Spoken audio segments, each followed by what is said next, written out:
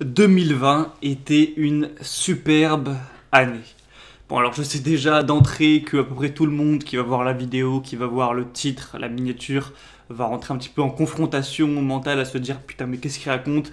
Au contraire, 2020 c'était la pire année, il y a eu plein de gens malades, il y a eu toute cette épidémie, il y a eu plein d'entreprises qui ont coulé, les bars, les restaurants, plein d'emplois perdus, une crise économique mondiale, plein de bordel, les confinements, à se faire chier tout seul chez soi, j'oublie encore plein de choses. Enfin bref, ça a été une année complètement pourrie, à devoir être privé de sortir, privé de liberté, avoir tout le temps un masque sur la gueule dès qu'on veut sortir de chez soi, etc. etc. Donc en gros non, ça a été une année complètement à chier. Pour que tu comprennes pourquoi j'ai mis ça en titre et pourquoi je dis ça, je te conseille de bien écouter l'entièreté de la vidéo pour percevoir mon point de vue et voilà, pour que tu puisses comprendre, et je pense que ça pourra t'apporter pas mal de choses. Et en fait, en réalité, je suis évidemment d'accord que par rapport aux autres années, hein, si on compare à, je sais pas moi, 2010, 2012, 2016, c'était une année moins bien que les autres, c'est sûr, hein, on a été privé de liberté, je vais pas refaire la liste. Mais ce que je veux dire avant tout déjà, c'est que malgré tous ces problèmes, c'est déjà une grande chance de vivre dans le monde, surtout en Occident, en 2020. Pourquoi? Parce que tu prends n'importe quelle année bien avant, donc dans les années 1800, dans les années 1400, dans les années 1000, dans les années 500, ou avant la naissance de Jésus-Christ truc, eh bien c'était beaucoup plus difficile, Corona ou pas. Ça veut dire que t'avais pas l'eau courante, dès que tu voulais chercher de l'eau c'était chiant, soit t'avais le puits, si t'étais un peu plus avancé dans l'histoire, ou sinon fallait te démerder avec la rivière, donc rien que ça, l'eau qui est vitale c'est hyper chiant. Ensuite pour manger, il fallait pêcher, cueillir, chasser, faire de l'agriculture, etc. T'avais pas de sécurité, il n'y avait pas de médecine, les maladies c'était la merde, on n'avait pas un confort, le monde n'était pas aussi organisé. Enfin bref, je pense que j'ai même pas besoin de développer énormément. La vie c'était de la merde, hein, concrètement par rapport à aujourd'hui en tout cas. Donc ce que je veux dire c'est que tous les gens qui disent oh 2020 mais quelle année pourrie à chier, mais vraiment je suis dépressif, c'est la pire année de ma vie et tout, c'est vraiment à chier. En fait, c'est un petit peu comme dans Harry Potter, j'imagine que tu l'as vu quand même, c'est culte, hein. Le premier Harry Potter, quand t'as le cousin du coup de Neville, putain Neville, qu'est-ce que je dis moi?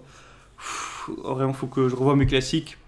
T'as le cousin Dudley, excusez-moi, voilà, qui au début du film, du coup, hein, Harry Potter a pas encore découvert la magie, tout ça, il est avec son oncle, sa tante, hein, et son cousin Dudley, et son cousin Dudley, on le voit péter un câble parce qu'il a eu que 36 cadeaux, alors que l'an dernier, il en avait 37. Et en gros, c'est tout simplement parce qu'il est pourri gâté. Il a l'habitude d'avoir 35, 37 cadeaux, que ça monte chaque année et tout. Là, il y a une année où c'est un peu moins bien que les autres, il a que 36 cadeaux, et du coup, il pète un plomb et il est malheureux. Ben, c'est un peu comme ça que les gens dans la société, c'est que ça fait des années qu'on a un monde parfait, eau courante, bouffe, sécurité, on peut s'amuser, il y a des concerts, des festivals, c'est joyeux, même si bon, tout est pas parfait non plus, hein, il y a plein d'événements quand même tragiques, mais voilà, globalement c'est plutôt bien. Et là c'est une année un peu moins bien, même si on garde quand même pas mal de choses, bah, on perd un peu de liberté, on perd un petit peu de confort, tout ça, de devoir mettre un masque, machin, et c'est vrai, c'est chiant, mais ça reste quand même hyper bien comparé à ce qu'il y a eu dans l'histoire de l'humanité. Donc c'est un peu du pourri gâté quand même de dire que c'était l'année pourrie, mais évidemment je comprends, hein, moi aussi ça m'a fait chier de pas pouvoir sortir de chez moi, moi aussi ça m'a fait chier de devoir mettre un masque dès que je sortais, et encore moi j'ai de la chance, hein, je travaille de chez moi donc de base, donc voilà, ça m'a fait chier de pas pouvoir sortir, de voir mes amis sortir tout ça, etc. Enfin, je vais pas refaire la liste, c'est pas étonnant quand même qu'il y ait plein eu de nouveaux cas de dépression, voilà, c'est parce que les gens quand même souffrent de ça, et moi c'est très certainement de loin l'année où j'ai été le plus solo de ma vie. Je vis seul, donc vraiment j'ai passé des périodes, pendant le premier confinement, vraiment des semaines, sans parler à personne, tout ça, c'est quand même assez... c'est pas facile quand même psychologiquement d'être complètement seul, du lever au coucher, chez soi sans sortir pendant des semaines, quoi. Enfin bref. Voilà, moi je comprends évidemment tous ces points de vue, je voulais juste rappeler un petit peu ça pour avoir un petit peu de gratitude. Maintenant, j'arrive au point où je voulais en venir dans cette vidéo, c'est qu'il faut embrasser le négatif, il faut embrasser les choses négatives en tout cas qu'on peut pas contrôler, parce que l'épidémie, c'est pas moi ou toi qui vont pouvoir faire changer ça, voilà, on peut pas trop aller contre à part essayer de me limiter les gestes barrières machin truc. Le fait que voilà, tous les événements comme ça, donc événements naturels, météo, tout ça, il y a des choses qu'on peut pas contrôler, qui sont hors de notre contrôle, et les choses comme ça, faut pas se laisser affecter émotionnellement par elle, parce que sinon tu es destiné à avoir une humeur, un bonheur dans ta vie qui est complètement aléatoire. Et plutôt voilà, que de s'en plaindre, de dire ah c'est de la merde et tout, j'en ai marre, je veux que ça s'arrête et tout. Excuse-moi. Alors qu'on peut pas du tout savoir quand est-ce que ça va s'arrêter, il vaut mieux embrasser ça et s'en servir. C'est-à-dire que, en gros, c'était une année où on était condamné à passer énormément de temps seul, en tout cas pour les gens qui vivent seuls, chez nous, comme ça, à pas pouvoir sortir et voilà, à être seul chez soi. Eh bien, tu peux en profiter. Et voilà, on n'avait aussi pas la possibilité de sortir, aller au restaurant, enfin en tout cas la plupart du temps. Du coup, tu peux t'en servir en mode, bon, puisque j'ai rien de mieux à faire qu'être seul chez moi et travailler, autant rester seul chez moi et profiter de ça pour travailler à fond, pour avancer plus que ce que j'aurais fait si ça avait été une année classique. Ça veut dire que moi, tu sais que je parle beaucoup de ces choses sur ma chaîne. Je parle beaucoup de faire de la guitare, par exemple. Là, je pense que tu la vois, elle est juste là, la guitare là. Je parle beaucoup de lire des bouquins. Il me semble que j'en ai pas sous la main, mais voilà. Je parle beaucoup de lire des livres, etc. De bouquiner pas mal, de travailler sur soi. Bon, moi je travaille sur internet, donc je peux aussi travailler de chez moi. De essayer un petit peu de se développer. Voilà, pourquoi pas faire un peu de méditation ou faire du sport. Sport qu'on peut faire chez toi, hein, de la muscu, tu peux quand même faire chez toi, même si c'est quand même moins pratique que la faire tout simplement en salle de sport. Donc en gros, c'est une année où tout ça, ça restait possible. Et justement, t'avais même pas de tentation pour faire autre chose.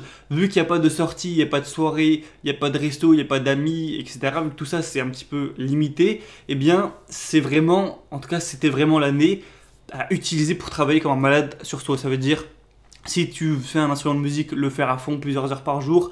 Si tu lis des bouquins, en lire une montagne. Bon, même si moi, au final, j'en ai pas lu spécialement plus que d'habitude. J'ai lu en lire un peu, ouais, environ un par semaine, peut-être un peu moins même. Donc, c'est pas spécialement plus qu'avant. Si tu travailles de chez toi, eh bien, et travailler de chez toi à fond. Si tu apprends des compétences, si tu es étudiant, t'en profites pour travailler à fond et tout. Apprendre comme un malade. Si tu faisais du sport, bah, même si c'est moins agréable de le faire chez toi, fais-le quand même à fond. T'as pas de tentation de resto, d'alcool et tout, donc tu peux mieux tenir ta diète, être plus régulier et du coup avoir un meilleur corps. Et du coup, voilà, fallait s'en servir en gros pour travailler de cette manière-là. Et le fait d'être privé de social, donc d'être privé de pouvoir faire des sorties, voir ses amis, des soirées, voir la famille et tout, d'un sens c'est négatif hein, forcément, mais d'un autre sens c'est positif parce que le fait de se priver de quelque chose, on apprécie toujours plus la chose en question quand on la retrouve.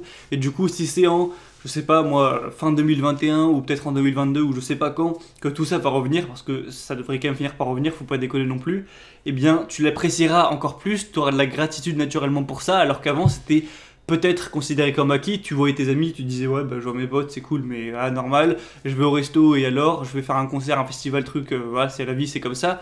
Et une fois que tu auras vécu du coup toute cette période de Corona, de 2020 machin, tu pourras vraiment apprécier ça et peut-être vraiment essayer de garder ça pour le restant de ta vie.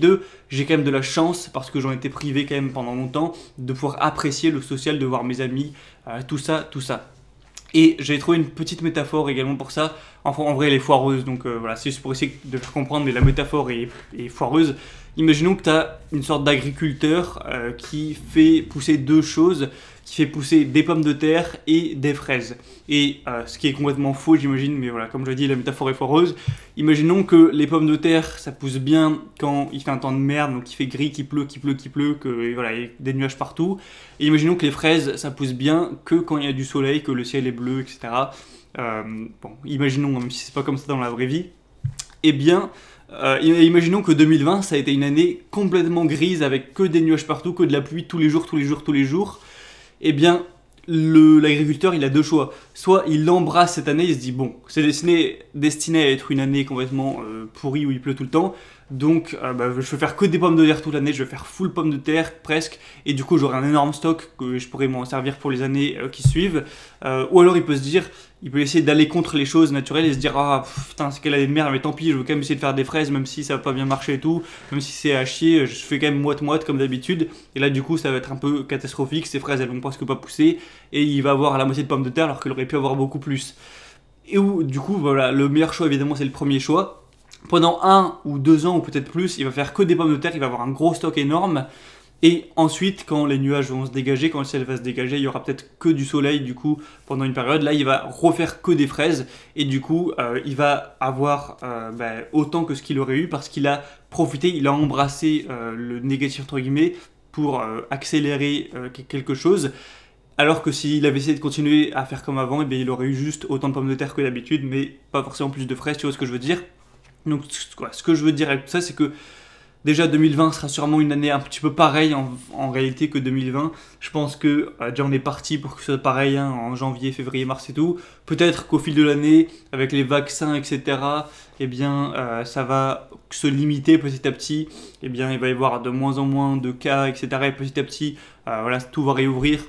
Et le social sera de plus en plus toléré. On va voir. Peut-être que fin 2021, ce sera une histoire ancienne, et j'espère, tant mieux. Mais peut-être pas, peut-être que ça va durer encore toute l'année. Peut-être qu'au final, 2021, ce sera presque comme 2020, sauf qu'on sera un peu plus préparé.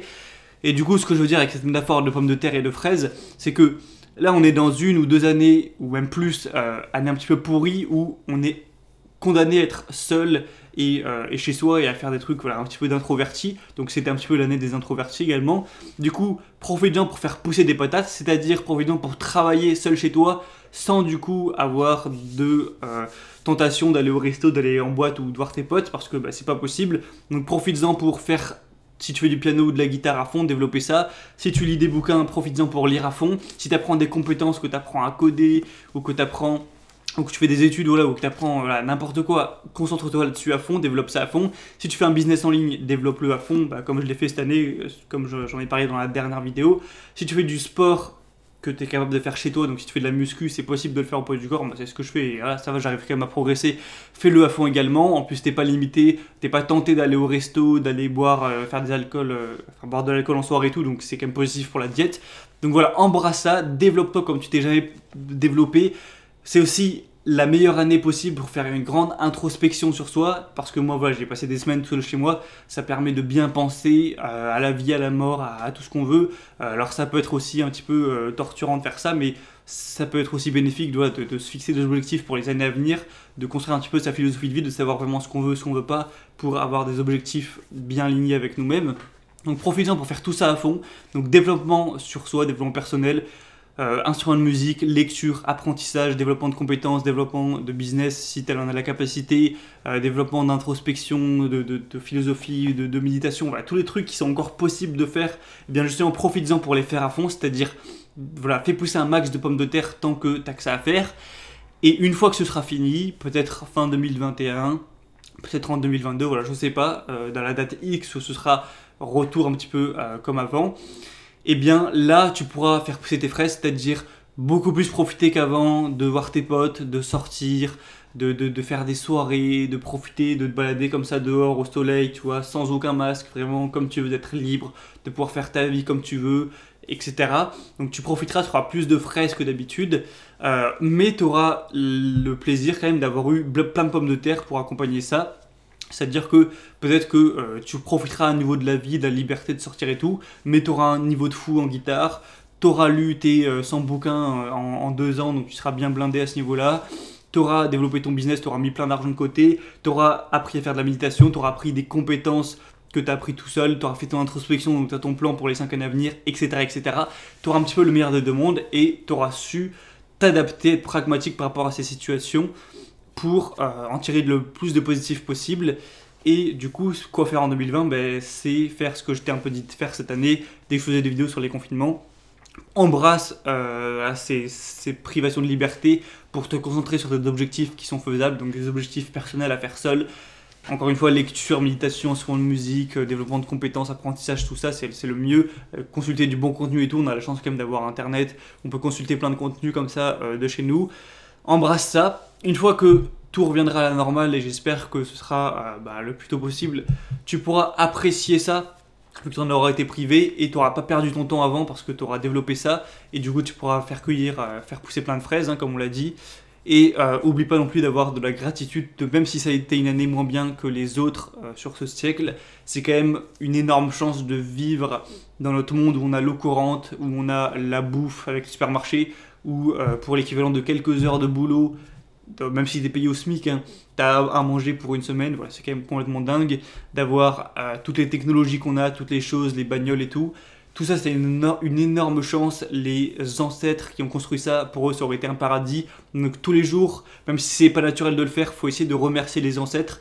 Parce que, ouais, il y en a, ils prient, ils remercient Dieu, des trucs imaginaires, je sais pas quoi. Non, moi je remercie les ancêtres. tous les mecs depuis 50 000 ans qui ont levé leur cul le matin pour construire des ponts, pour construire voilà, des technologies, toutes les inventions qui ont construit l'agriculture pour nous permettre d'avoir le confort de vie qu'on a aujourd'hui. Ce serait une insulte de ne pas en profiter et de s'en plaindre. Donc voilà, faut embrasser ça, faut en profiter, faut quand même se rappeler de la chance qu'on a. Juste quand tu ouvres ton putain de robinet, que tu prends un verre d'eau, ça t'économise à chaque fois un effort dingue. Donc voilà, faut se rappeler d'avoir cette putain de gratitude pour les ancêtres. Moi, dès que je peux, je remercie les ancêtres.